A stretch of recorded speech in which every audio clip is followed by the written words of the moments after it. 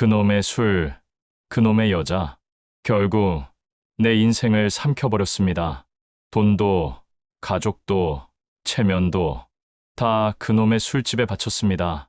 퇴근길이면 늘 발걸음은 같은 곳으로 향했죠. 번쩍이는 네온, 진한 향수, 달큰한 술, 그 순간만큼은 세상 근심이 사라지는 것 같았습니다.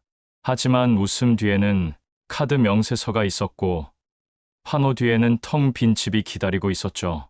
오늘까지만 다짐했던 술자리는 내일을 좀먹는 독이었습니다.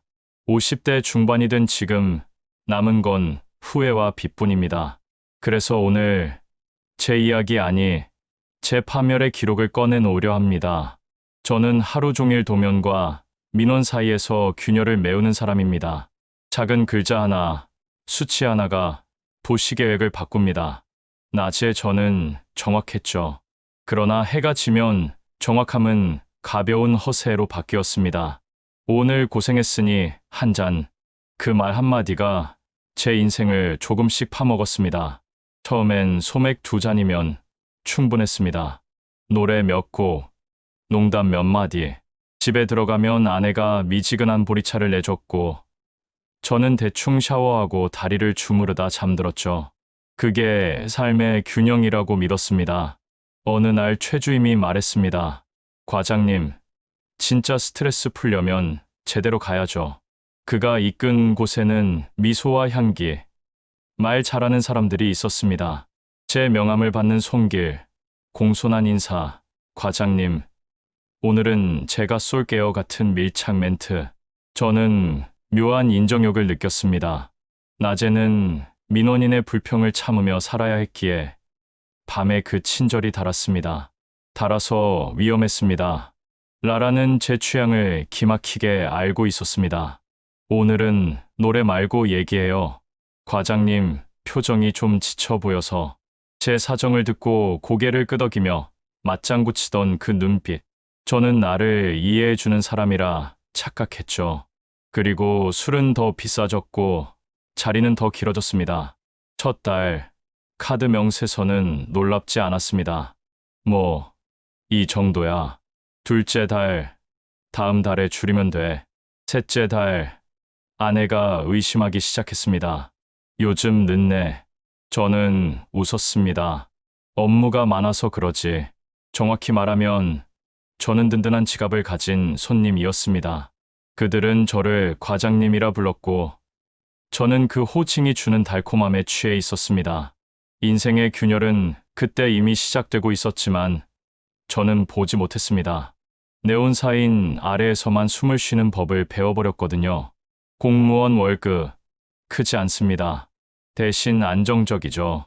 저는 그래서 대출도 그냥저냥 적금도 꾸준히 들며 살아왔습니다. 그런데 어느 순간부터 적금은 허세로 바뀌었습니다. 술자리에선 지갑을 빨리 열어야 형님이 됐죠. 제가 계산할 때 주변의 눈빛이 확 달라지는 걸 저는 좋아했습니다. 역시 과장님, 그 말 3글자에 적금 한 통이 사라졌습니다. 라라가 어느 날 사업 얘기를 꺼냈습니다. 과장님, 사실 저 작은 와인바 하나 준비하는데 이름만 올리시면 나중에 큰돈 됩니다. 이름만? 그렇지 않죠. 형식상의 보증이란 말이 카드론의 다른 이름일 뿐이라는 걸 저는 끝내 몰랐습니다. 아니, 알고 싶지 않았습니다. 나도 저 화려한 조명 아래 사장으로 서보고 싶다는 허영이 귀를 막았죠. 그 시기 딸아이는 면접에서 번번이 떨어졌습니다.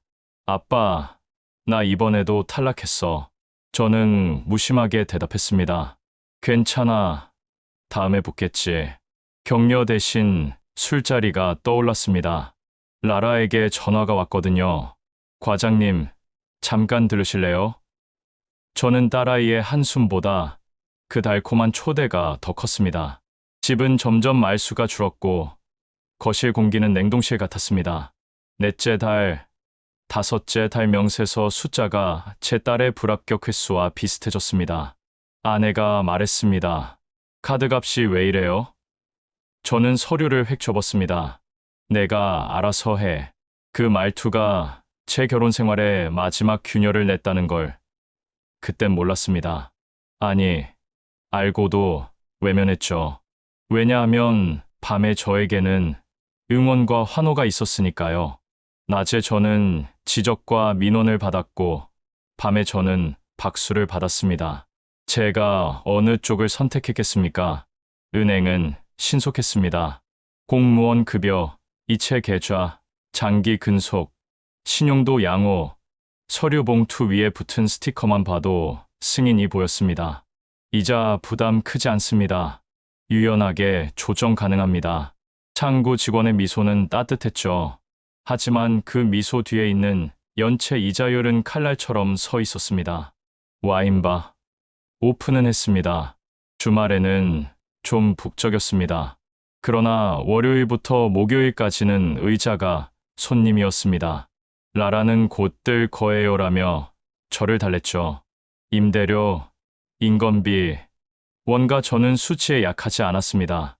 직업상 숫자를 오래 봐왔으니까요. 그래서 더 무서웠습니다. 이 구조면 3달 안에 적자 난다. 그것을 누구보다 빨리 알아챈 사람이 접니다. 그런데 저는 멈추지 않았습니다. 지금 멈추면 이미 쓴 돈이 아깝다. 그 미련이 제 마지막 브레이크를 부숴버렸습니다. 카드사에서 전화가 왔습니다. 고객님, 이용 한도 초과라서요. 저는 또 다른 카드를 꺼냈습니다. 왼쪽 끝 좁은 공간이었습니다. 그 좁은 공간을 피해 저는 다시 밤으로 나갔습니다. 거기엔 아직 내 자리가 있으니까. 다음 자리에서 저는 현금이 없어 빠졌고, 그 다음 리에서는 연락이 오지 않았습니다. 네온사인은 여전히 반짝였지만 저를 반기던 인사는 사라졌습니다. 그제야 집으로 돌아왔습니다. 아내는 말했습니다. 상담 받아요. 지금 아니면 늦어요. 저는 고개를 저었죠. 창피해서 안 돼. 창피함, 그 사소한 감정이 사람을 더 깊은 구덩이로 떨어뜨립니다. 결국 저는 월세를 미뤘고 전세대출 이자가 밀렸으며 제 통장엔 숫자 앞에 마이너스가 끈질기게 붙었습니다. 은행에서 마지막 통보가 왔습니다. 제게 중요한 건 아무도 제 구멍을 메워줄 수 없다는 사실이었습니다. 집을 나왔습니다. 쓸쓸한 원룸. 마트에서 가장 싼 컵라면과 두유를 골라 들었습니다. 계산대의 카드가 거절되어 현금으로 바꿔야 했죠. 56세, 공무원 30년 차. 저는 그렇게 인생의 바닥에 앉아 있었습니다. 바닥에는 소리가 없습니다. 오직 숨소리만 있습니다. 그 숨이 끊어지지 않기 위해 저는 드디어 전화를 걸었습니다. 네, 알코올 상담센터죠. 예약하고 싶습니다. 상담실은 생각보다 따뜻했습니다. 커튼 사이로 햇빛이 들어왔고 테이블 위엔 물컵 2개가 놓였죠. 상담사가 말했습니다. 오늘은 사실을 말하는 날입니다. 저는 한참을 침묵했습니다. 그리고 말했습니다. 저는 술을 사랑했습니다. 인정받는 것도 사랑했습니다. 그래서 이렇습니다. 단주 첫날, 손이 떨렸습니다. 밤 9시만 되면 몸이 문을 향해 기울었습니다. 그때마다 벽에 붙인 종이를 읽었습니다. 한 잔은 시작이다. 시작은 파멸이다. 파멸은 가족이다. 아내가 적어준 문장입니다. 저는 그 종이를 한 달 동안 수백 번 읽었습니다. 퇴근 후에는 곧장 집으로 들어갔고 식탁 의자 삐걱이는 소리와 같이 살았습니다. 딸아이가 조심스럽게 물었습니다. 아빠, 상담은 어때요? 저는 고개를 끄덕였습니다. 힘들다.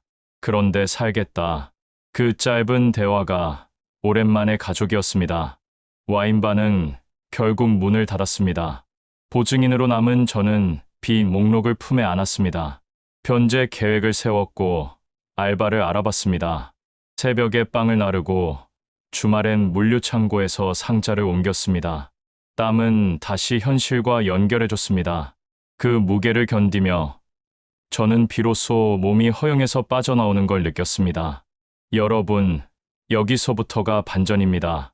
저는 지금 시청위생과 유흥업소 지도점검 전담 계약직으로 일합니다. 네, 맞습니다. 한때 제가 발을 담갔던 그 세계를 이제는 단속하고 상담 연계합니다. 처음엔 두려웠습니다. 가게 앞 네온사인이 켜질 때면 제 안에 무언가도 켜질까봐. 그래서 저는 단주 배지를 명찰 옆에 달았습니다. 그리고 점검을 나갈 때마다 가슴속으로 외칩니다. 나는 오늘도 마시지 않는다. 나는 오늘도 집으로 돌아간다. 업소 관계자들이 처음엔 저를 경계했습니다. 그러나 시간이 지나며 제 말이 진심이라는 걸 알게 되었죠. 저도 그때 그랬습니다. 밤의 인사와 환호가 전부라고 믿었죠. 그런데요, 아침 햇빛 아래에 서보면 그게 그림자였다는 걸 압니다. 아내와는 아직 회복 중입니다. 우리는 주말 아침 같이 시장을 돕니다. 아내가 묻습니다. 오늘 저녁 뭐 먹을까? 저는 대답합니다. 집밥이요. 아주 간단한 그 대답이 제 인생의 가장 큰 사치가 되었습니다. 여러분, 혹시 지금 오늘까지만이라는 말을 입안에서 굴리고 계십니까? 그 말은 내일도 모레도 반복됩니다. 끊고 싶다면 당장 한 사람에게 전화하십시오. 가족, 친구, 상담센터든 누구든 좋습니다. 도와달라는 한 문장이 파국을 멈춥니다. 여기서 주는 교훈은 분명합니다. 술과 유흥은 달콤한 순간으로 다가오지만 결국 가족, 돈, 체면까지 삼켜버리는 독이라는 사실입니다. 진짜 행복은 네온사인 속이 아니라 집에서 가족과 함께 웃을 때 지켜진다는 것입니다. 망한 인생도 이렇게 발버둥 치며 살아갑니다. 여러분, 인생은 늘 뜻대로 되지 않지만 끝까지 버티는 그 발버둥이 결국 또 다른 길을 열어주는 법이죠. 혹시 지금 힘든 시간을 지나고 계신가요? 그렇다면 제 이야기가 작은 위로가 되길 바랍니다. 오늘의 사연이 마음에 닿았다면 구독과 좋아요, 알림 설정 부탁드립니다. 여러분의 응원 한 번이 저 같은 사람에게 큰 힘이 됩니다.